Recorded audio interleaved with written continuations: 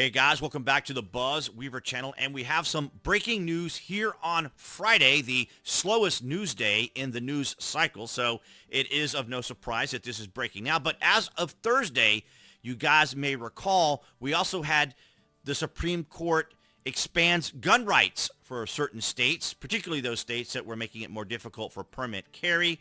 However, now, of course, we know and understand, as you guys know, that the Second Amendment is a constitutional right versus the big news of the day when it comes to Roe versus Wade, which was a Supreme Court decision that decided or allowed for abortions in the United States, very much like gay marriage, for example. And of course, you guys know that we have separations of power here in the United States, where the federal government and the state. You guys may recall when President Trump tried to send out the National Guard to various Democrat states that were experiencing rioting. They rejected his offer to send the National Guard because states can do that, of course, because of balances of power. And, of course, now the Supreme Court has decided the federal government is going to turn over the decision of Roe versus Wade to the states. Of course, this is going to create a great deal of concern for people because some states may outright ban it. So let's read from Politico. So in the bombshell 5-4 decision, it is set to upend races across the country as governors, attorney generals, and other state and local leaders gain new powers to determine when abortion will be permitted. Wow, that's quite extraordinary. The Supreme Court on Friday revoked the constitutional right to an abortion that has been in place for half a century, overturning Roe versus Wade on a 5-4 vote, clearing the way for dozens of states to swiftly ban the procedure and throwing the country into uncharted political, legal, social, and medical territory. So here's the thing. Now, I have not talked about this, but Tim Pool and others have been talking about it, and that is, are we leading up to a civil war? Now, that is a very powerful statement and a very powerful claim that could potentially be happening here in the States. However, we could say that with all the tension that we see via social media and the political maneuverings of the Democrats working alongside the mainstream media, the tech giants, and special interests and activists, as we have seen since 2016, to be more specific, although it wasn't just in 2016. 2016 was the catalyst that really kind of brought us to cancel culture, woke culture, and these intentional, deliberate warfare that goes on online, as you guys know, with Elon Musk, how terrified these same groups of people became when Elon Musk was going to purchase Twitter, which he is going to continue to do. So from Twitter, you guys may wonder, why is it that I often refer to Twitter? Well, Twitter is where the establishment, left, Democrats, progressives, cancel culture, the whole crowd hang out. This is their bubble. This is their echo chamber. And so it is significant to come here because it's interesting. When I first came here, now this is just the standard introduction for my Twitter page. Now, of course, I have many different people that I follow here on Twitter. And if you haven't already, be sure to follow me on Twitter as well. And of course, while we're here, hit that like button across all the various platforms. If you'd like to support the channel, of course, here we are in 2022. I'm trying to speak clearly. I'm trying to get this, try to get this information to you because it is a ton of info here in a reasonable amount of time. So you can see here from the New York Post, fact versus fiction. What does Supreme Court abortion ruling mean? Well, it means that it's going to be turned over to the states and they'll decide. Then House passes historic gun legislation, sends to Biden's desk, and of course now they're passing the red flag laws and so forth, which is absurd. If you're not familiar with the red flag laws, it basically allows for a person to call and snitch on a neighbor or a family member who they may not like, and we saw that happen tragically in Maryland. We talked about that a couple years ago, back in 2018, I believe it was, where a relative of this particular individual was upset with the person and did a red flag call on him. The police arrived and ended up killing him. So, red flag laws, I'm not a big fan of that. So, but as we can see here, pro-abortion protesters continue to gather at SCOTUS.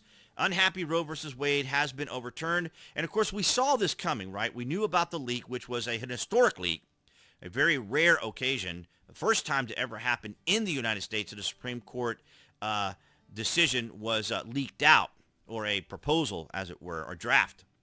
So it is interesting to see how the social media is reacting. Of course, this is going to create an issue. Now, as you guys know, through the riots, the reason that the Democrats and the left are concerned, or the politicians and the Democrat leaders are concerned, is because they know that individuals like this on the left, who when they get riled up, they act. And when they act, they burn cities down, they riot, they cause destruction.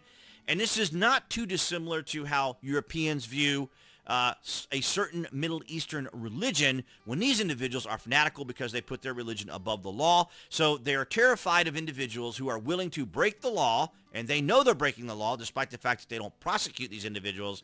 So they're concerned about their cities being burned down because of these people's reactions to what is happening. And we see here Jack Posobiec there in Washington, kind of doing a little bit of gloating there. 6'3" baby, he says. And, of course, I wanted to point this out. Breaking Republican Maxine Waters says, to hell with the Supreme Court, we will defy them. Now, we saw a very similar reaction from Elizabeth Warren and Alexandria Ocasio-Cortez. And this is the example that we always talk about, right?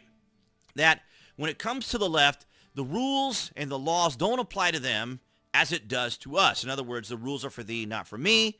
And, of course, they don't hold themselves to the same standards they expect from everyone else. So when something goes against them, that's when we see these types of things where, we need to take action and deal with the Supreme Court. We need to take action and deal with whatever laws that we have, so forth and so on, particularly individuals who try to run for president. They must stop them, which leads me to another segment. Now, I'm changing and shifting gears a little bit. So as I was saying, this leads to another segment, a very pivotal point, something that confirms what we have been saying now on my channel for 3 years.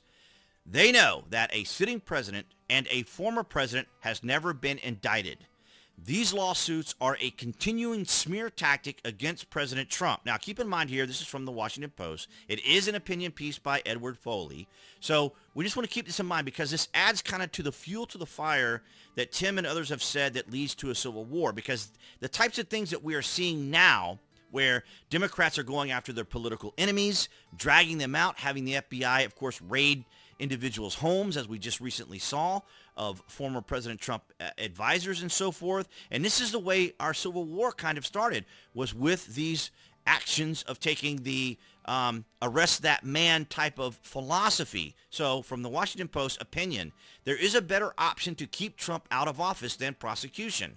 So there you have it. If the goal of prosecuting former President Donald Trump is to protect American democracy from a Trump comeback in 2024, there is a better way to go about it than filing criminal charges.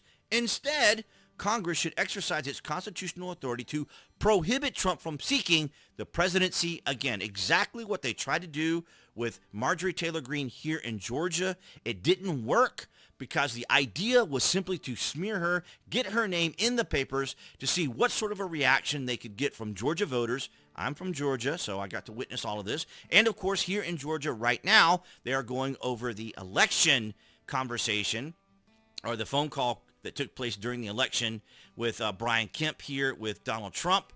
So they are using these methodologies that we saw very similar that led up to the Civil War. Now, I am not necessarily suggesting or implying that we are leading up to a civil war, but I can assure you today, as of this particular ruling, there is going to be levels of rioting, perhaps, just like we saw with George Floyd. It's very difficult to determine what it's going to be like because they did hand this down on a Friday, and Fridays are usually a slow news day. But like I said, when we go on Twitter, we see the echo chambers of the left, the progressives, and the cancel culture and woke. They're all right here. And, of course, now we see, like, impeach is trending.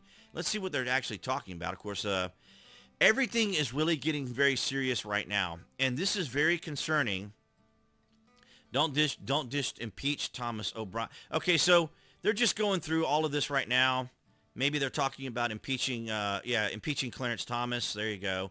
It's time to impeach some SCOTUS justices for lying during their confirmation hearings. So there you have it, ladies and gentlemen. This is the fireworks. This is the extraordinary levels that are going to tip the left in a very, very potentially dangerous direction. Now, we'll have to keep an eye on this and see how things happen over the weekend. I'll keep you guys up to date, but this was some breaking news I wanted to bring you guys. If you haven't already, make sure you smash that like button. And for those of you across New Tech, thank you for your guys' support, as well as all of you here on YouTube. That would be the channel icon appearing right there on the screen to subscribe. The big news today, the Supreme Court. Make sure you click on that to subscribe so you can keep up to date with what's going on, as well as notifications. And I will see you guys in the next video.